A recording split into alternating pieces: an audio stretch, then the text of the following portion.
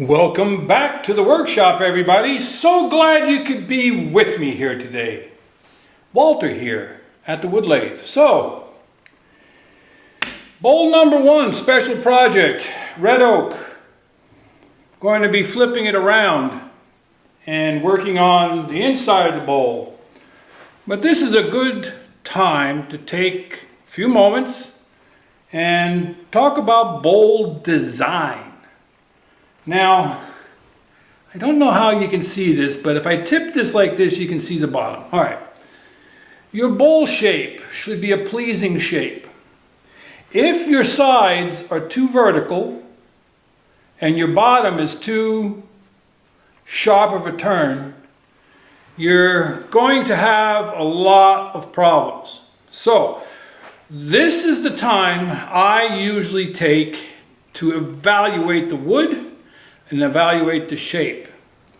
So the first thing I will do, I will true up and flatten the face. I will remove, like there's a crack here. There's a crack here that goes down a good ½ inch. So I will remove that wood. Once I'm happy with the blank itself, I may create a new tenon or recess and remount the bowl backwards. Now, why would I do that? Well, it's all to do with shape. Alright, so closed, this set of chuck jaws measures just a little over 4 inches. So that's what I would create here, is a 4-inch recess. That way I only have to have one set of jaws open and ready at any moment. So once I get this turned to where I'm happy with the shape, I'm not too unhappy with the shape right now, but I got to see what we're going to take off of here. Now, here's a tip. Quick tip on aligning your work. I try, and this could be my OCD, but you see how the grain's running straight up and down? This is a mineral streak, and it was a crack on the other end. I try to align my vertical axis with the chuck key in the toppermost portion. That means it will go through the center here. Why, you ask? Well, why I do that is a matter of realignment at a later time. So you push this in, make sure it's in, and you clamp it down. You do the German method, guten tight. So, I leave this vertical with the chuck key so that if I'm doing a twice turn bowl, I put the bowl blank back in the same orientation on the same chuck jaws. Works for me. So, without any further ado, let's make some shavings.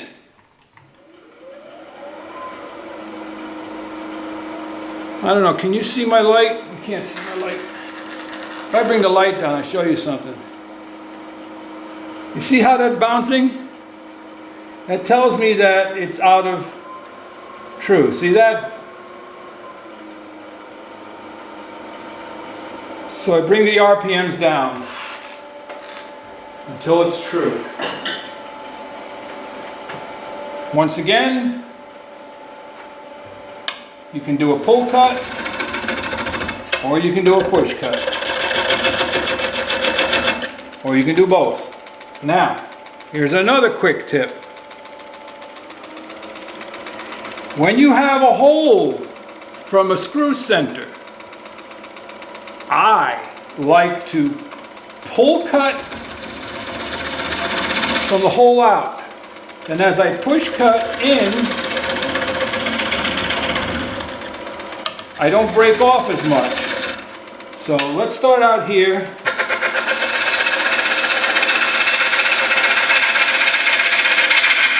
So we can get rid of that crack.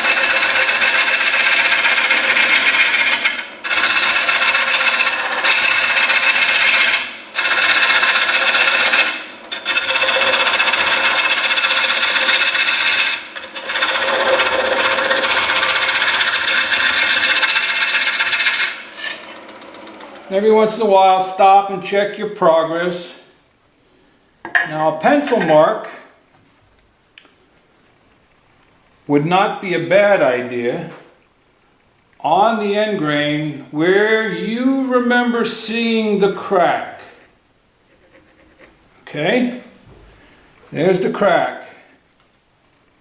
And we all know this has to go down, get rid of that mineral stain.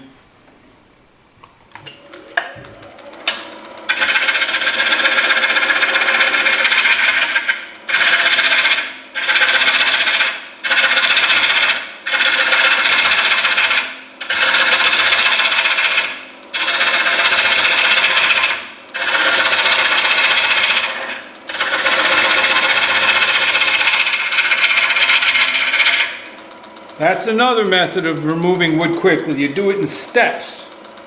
You take a bite. You take a bite. You take a bite. And so on. Smooth it out.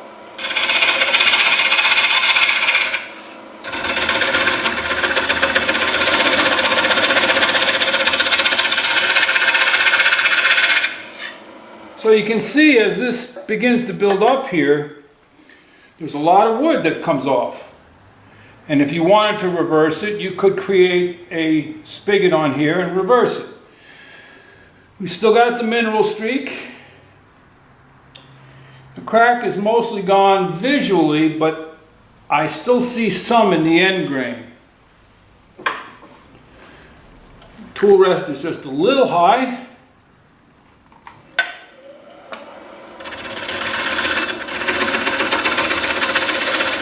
I'll show you what I mean with the hole here. If I push forward,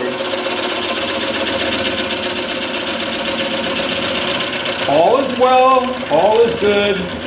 When you get to the middle though, it jumps. So you pull that out. Pull.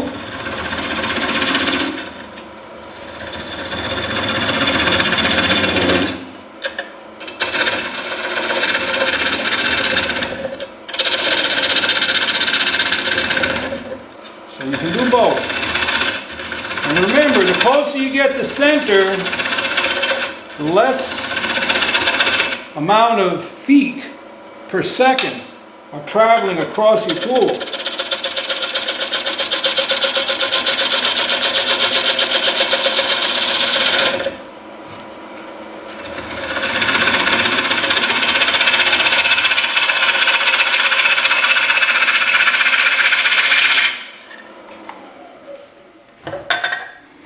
Okay.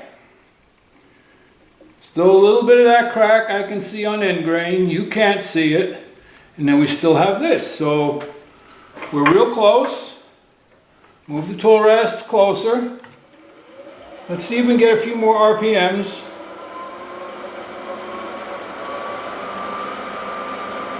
That's a little better.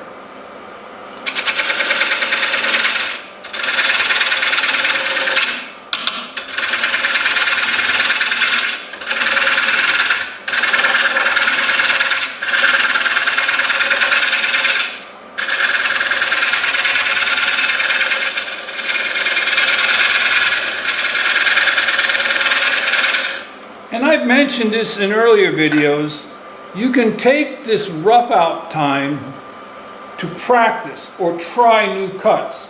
Like for instance, should the tool be horizontal to the floor or should it be tilted? Should you be at 90 degrees in a closed position, or should you begin to open it up? If so, how much? So try some different things. Here I'm opening it up.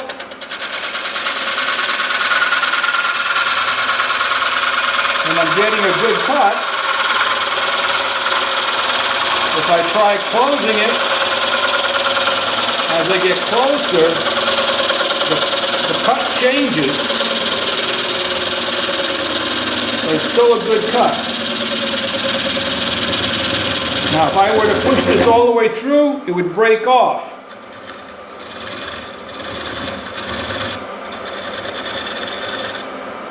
Okay, you want to practice your pull cuts. Let the bevel rub. Turn it, close it, pull.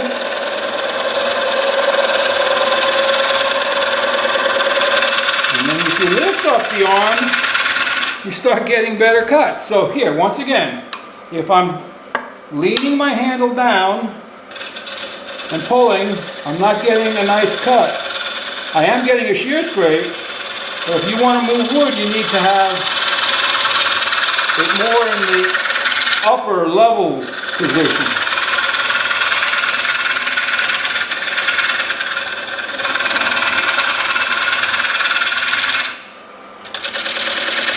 Once again, you want to practice your finishing cuts. You can do that.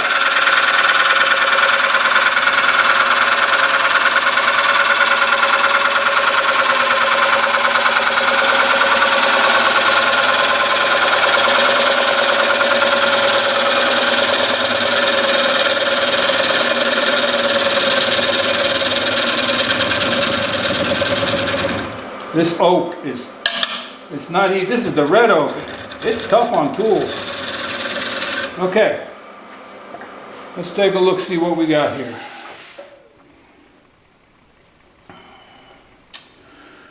Alrighty, the mineral streak is gone.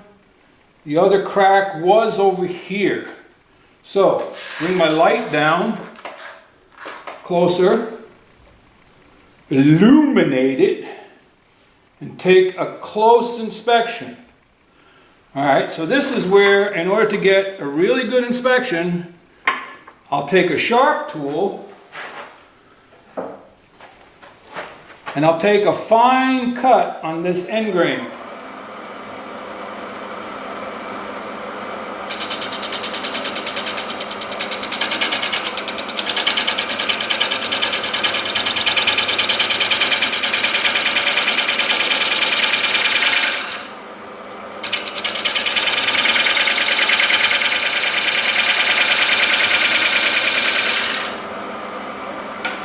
So I can look right into the pores.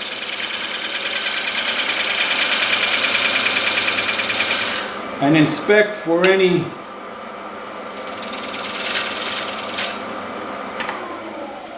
visual cracks. So, the mineral streak was here. That other crack, I've since taken all the pencil lines away, so I just need to look, and I don't, well, there's a little something here, so I probably could take a little bit more off.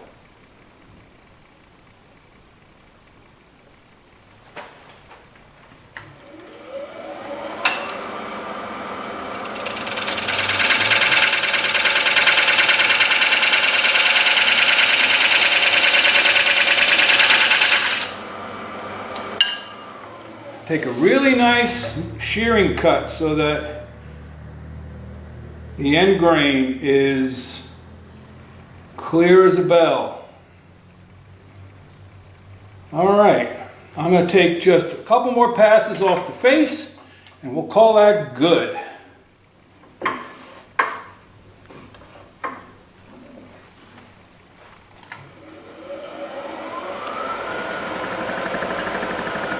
Trying to get some more speed here.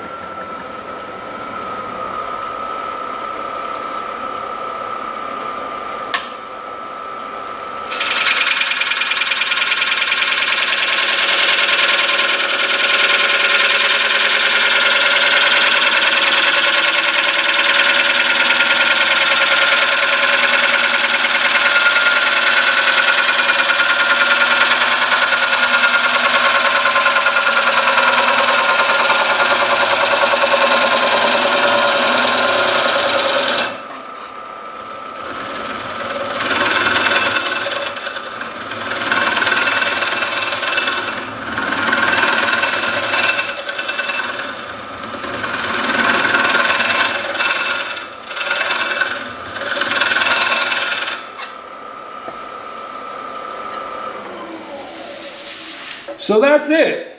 Now I've got a blank. So now, before we go any further, I will check to make sure it's still in the proper, I'm putting force in, loosening up the chuck key, and then retightening. Make sure that it's secure, because wet wood compresses, and vibration causes it to compress. All right.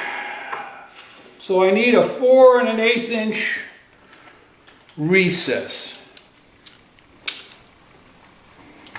or something close to that. So it's 2 inches from center.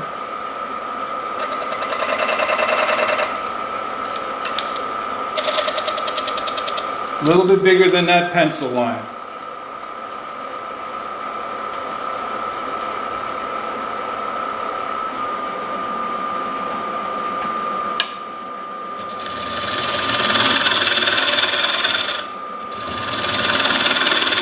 And I'll probably go in a good 1/4 inch, a little more maybe.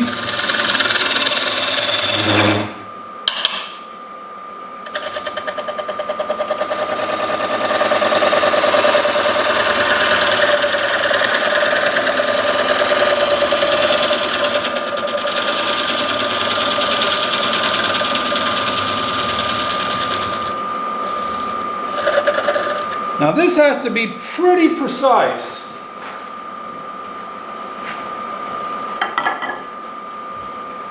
So you raise your tool post up and your tool rest, and using either a square nose scraper or a skew, you get in that corner, go in square,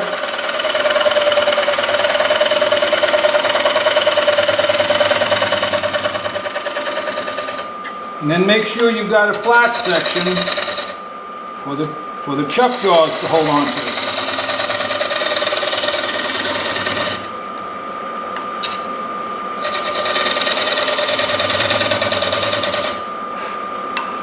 And then dovetail it in just a little bit.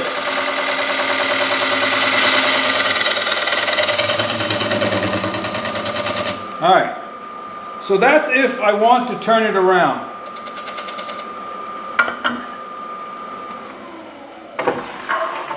Why would I want to turn it around? I'll show you.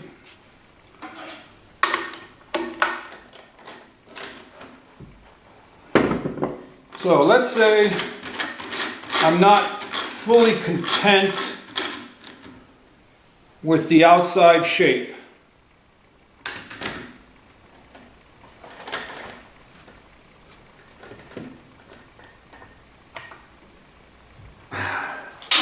Let's say I detected a little bit of wobble. See, there's still a little bit of wobble. My light is shaking. So now I have the opportunity to come in on a really secure chuck setting, not like the screw chuck. That can move a little bit. So now I can come in and just ever so slightly screw up this tenon. Just enough so that there is no outer round.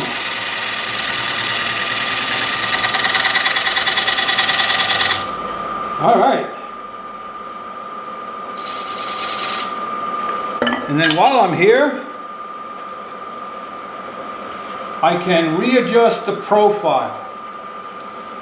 So right now, I don't mind the profile down on the bottom, but I'm not happy with it right in here. So I can change that.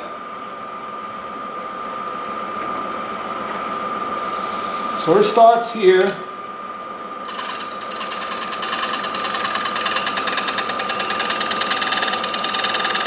You can hear it's out of round.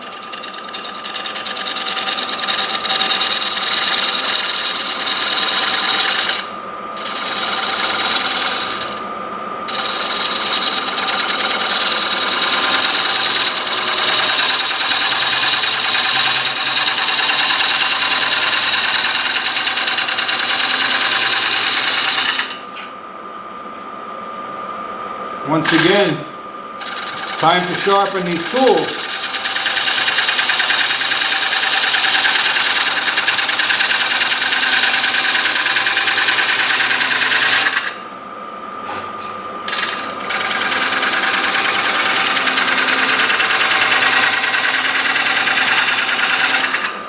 And this is really only critical for two reasons. Number one, balance of design. And number two is balance on the lathe so that you can bring up the RPM a little bit, get faster and smoother cuts. That's better for that.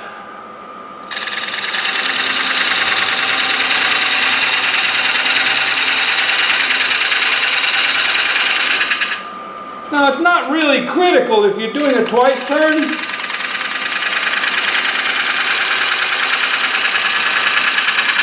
Because you're going to get back into this later on.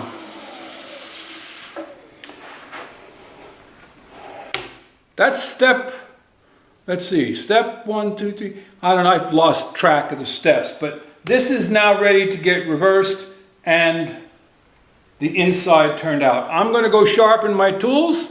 And we'll catch you back here in the next video. Don't forget to subscribe, like, and head out to your shop. Go make some shavings. Walter out.